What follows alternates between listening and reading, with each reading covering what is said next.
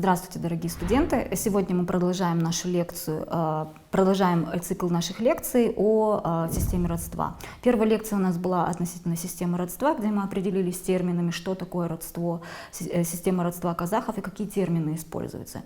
Сегодня мы поговорим о кочевой коммуне, аул. Да, что такое кочевая коммуна, мы поговорим об экологии кочевья и как она функционировала, эта кочевая коммуна, и как появились вообще полукочевые кочевники и полуоседлые, вернее, полуоседлые кочевники, и немного поговорим об аулах в советское время, об их связях и об аулах сегодня. Итак, что такое кочевая коммуна? Организация кочевой коммуны казахов основывалась на патрилинейности, о которой мы говорили уже в первой лекции. И в этом смысле патрилинейность определялась в термине «бір-ата баласы». Что такое «бір-ата баласы»? «Бір-ата баласы» или «аталас» переводится как «дети одного отца» или «деда», или «предка». Да? Таким образом, ата является первопредком. То есть коммуна могла состоять из 2-3, так и 15, например, семей, да, в большом смысле. Да. То есть несколько семей родственных друг другу, имеющих общего предка, во втором, третьем или, может быть, четвертом даже поколении кочуют вместе и образуют какую-то определенную коммуну, аул. И что такое кочевье вообще? Из чего она состоит? Думаю, мы уже все так или иначе знакомы с разборным видом кочевого дома, юрты, и это такой мобильный дом. Да? И кочевали кочевники как минимум 2 раза в год. Зимой на зимовку стал. Это были зачастую такие засушливые или пустынные места. И летом, то есть зимой в этих местах выпадало мало снега. И еще было не так сильно холодно, где мог пастись также скот, найти свой корм. И литовки жайляу в это время это часто предгорье, там, где летом трава не высыхает, и достаточно прохладно, и трава растет очень долго и не очень жарко. Были также промежуточные кочевья кузеу, осенние и коктеу, весенние. И промежуточные кочевья могли быть короткими, так и длинными, так и продолжаться, так и быть частыми достаточно. То есть это не единоразовое кочевье. То есть в зависимости от состояния, погоды, климата и так далее. Жайляу это обычно такое, давайте поговорим о жайляу. Да? Жайляу это обычно такое радостное летнее время, когда несколько аулов таких кочевых, да, объединялось и устраивало празднества и гуляния. И это самый такой веселый период года. И если жайляу были часто местами кочевий, и каждый раз могли быть выбраны разные места, согласно какой-то определенной системе, опять-таки, это не просто рандомно выбранные места, то кустау зимовки часто были определенные места. То есть существовала определенная цикличность перекочевок. Для кочевников было определенно важно, чтобы по пути кочевий были кормовые растения, чтобы пасти скот по дороге, пока они кочевали, чтобы скот не оголодал. Скажу еще немного о характере существования кочевников. Если существует миф о том, что кочевники производили, то они и потребляли, и им не нужно было иметь отношения с внешним миром, они были полностью, так сказать, sustainable, да, то есть им не обязательно нужно было иметь отношения с другим миром, то этот миф ошибочный. И как утверждает специалист по изучению кочевников Анатолий Хазанов, кочевникам всегда нужен был кто-то другой. То есть его сосед, так сказать, оседлый сосед, которым они продавали скот, шерсть и другие продукты, и, соответственно, получали взамен то, чего не могли производить сами. Например, тот же шелковый путь, да, Великий шелковый путь, он же проходил через степи также, и кочевники обеспечивали безопасность караванных путей, например.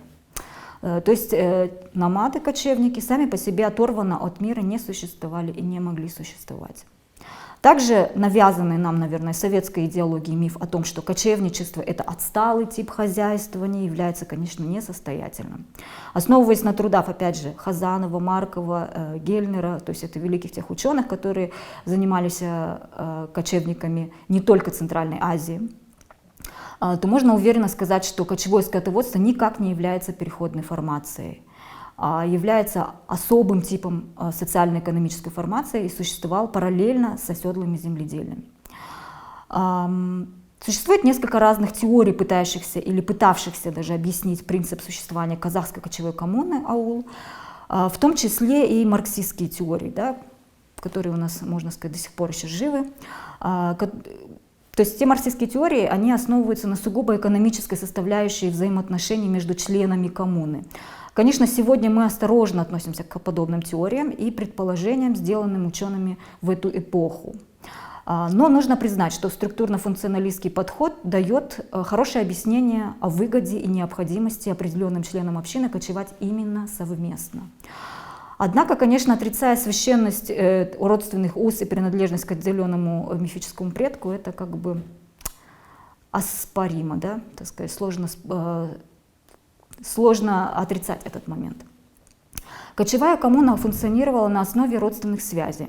То есть это было несколько семей, имеющих, как мы говорили, одного общего предка, бір-ата баллары, и, как мы уже это отметили, да, и землей, скорее, как сказать, или пастбищами владел не отдельный член этой коммуны, а как бы коммуна владела пастбищами совместно, то есть корпоративно, как говорит Нурсан Алимбай. То есть именно коммуна выступала субъектом владения.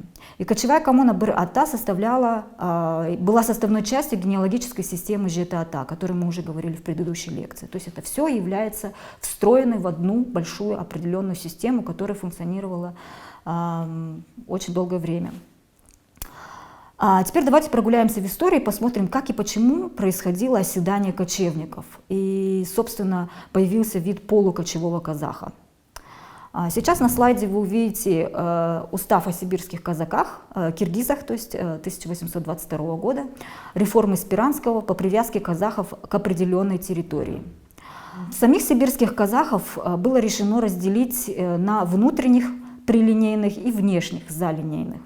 К внутренним были отнесены казахи, проживающие в районах, близлежащих городам Омску, Петропавловску, Семипалатинску и Усть-Каменогорску, поскольку к этому времени, то есть 20-м годам 19 века, они были уже тесно связаны с русским населением Сибири и принимали активное участие в торговых делах и развитии возникшей здесь промышленности в качестве наемной рабочей силы, в результате чего имели склонность к русским административным порядкам. Да, так появляется, так сказать, первый рабочий класс казахский, даже так.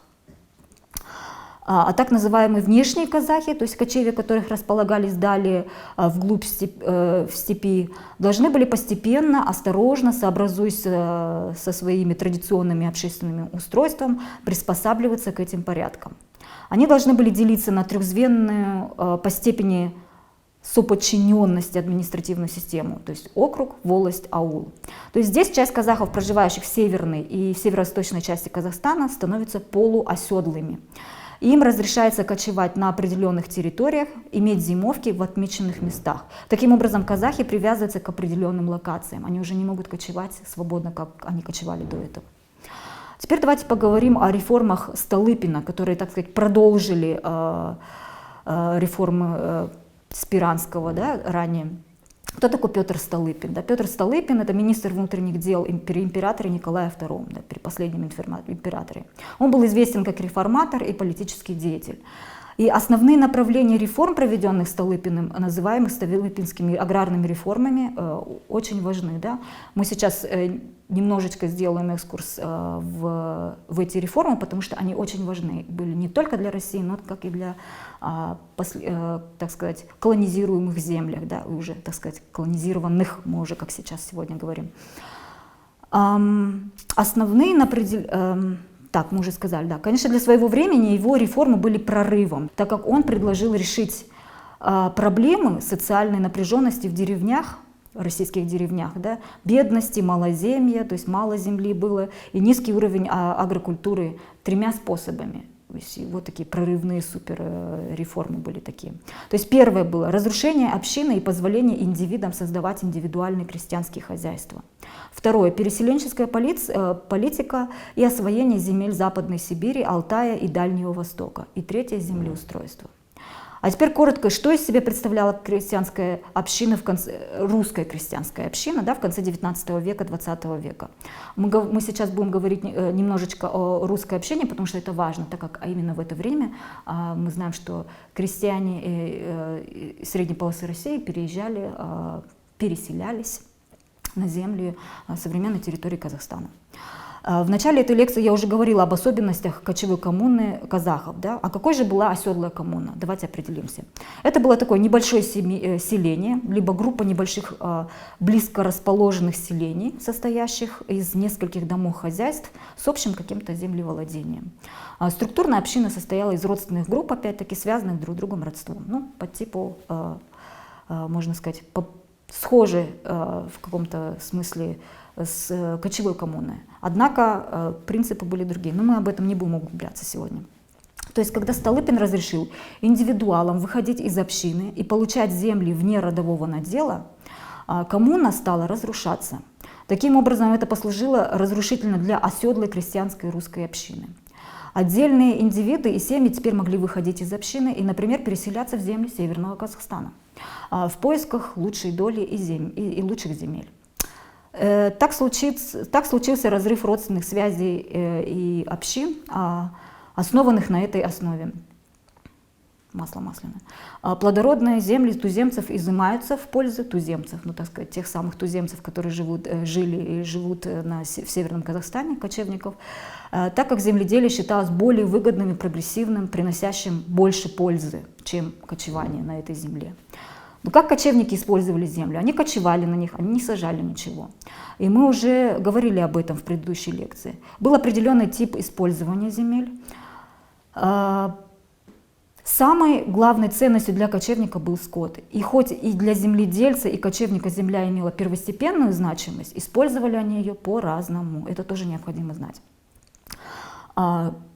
Чуть позже, после начала этих реформ, случилась Великая Октябрьская революция, и большевики продолжают лоббировать эту тему переселения кочевников.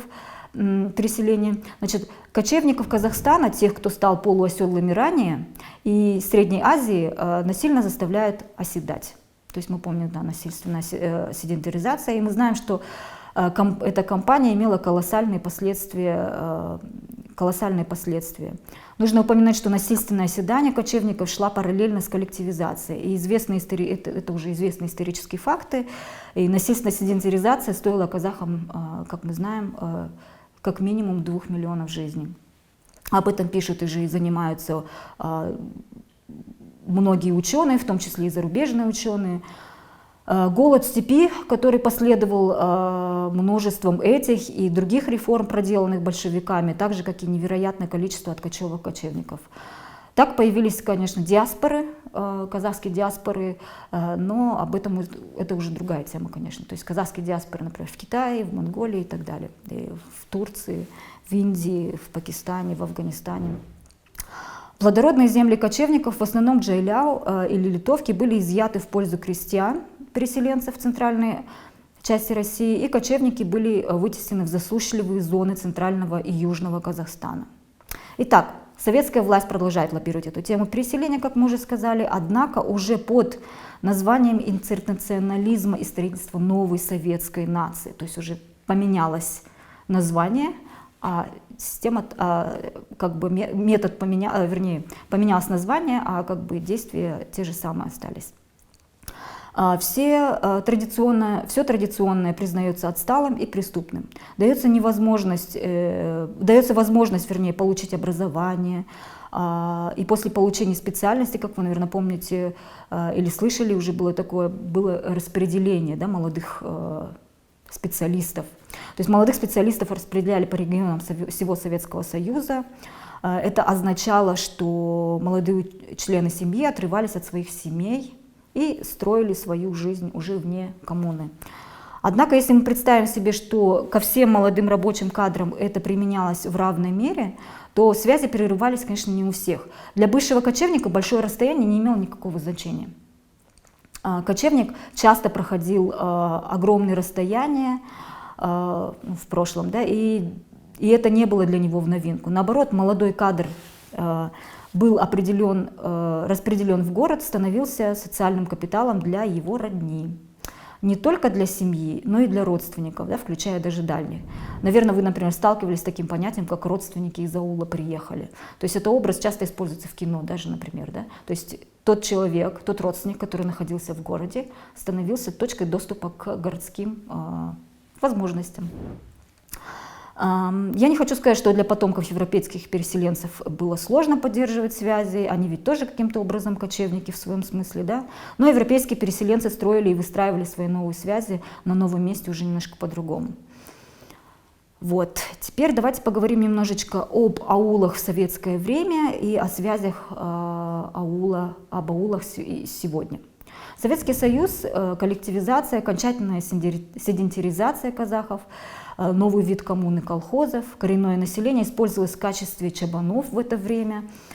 Однако, несмотря на это, на это бывший кочевник или его потомки предоставлялась возможность в основном или необходимо жить в деревнях или в колхозах. Да? Им было достаточно сложно было прописаться в городе. И им необходимо было использовать связи для того, чтобы попасть в город, как мы уже об этом говорили. Да? То есть и эти связи породили позже, переросли, можно сказать, в тройболизм. Но об этом вы уже будете говорить в следующей лекции, послушайте в лекции Жаксылыка Сабитова. Конечно, если будем мы говорить о коммуне в советское время, это о коллективном хозяйстве и советском хозяйстве. Это был такой новый тип хозяйствования, совсем не похожий на традиционный вид хозяйствования, о котором мы уже упоминали, и где было абсолютное доминирование государственной собственности на средства производства. И сельское хозяйство здесь велось коллективно, в образованных коллективных хозяйствах, а затем как бы в советских хозяйствах. Если задаться вопросом, существует ли кочевая коммуна сегодня в изначальном виде, ну, это, конечно, сложный вопрос, и основываясь на собственных исследованиях, я могу сказать, что лишь частично полукочевой образ казахи ведут в Западной Монголии, северно-западном Китае, ну, наверное, уже нет. Киргизы в горах Кунге-Алатау и на севере или на юге Памирских гор. Но опять-таки они ведут частично кочевой образ жизни и привязаны к определенным местам населения, то есть к своим зимовкам.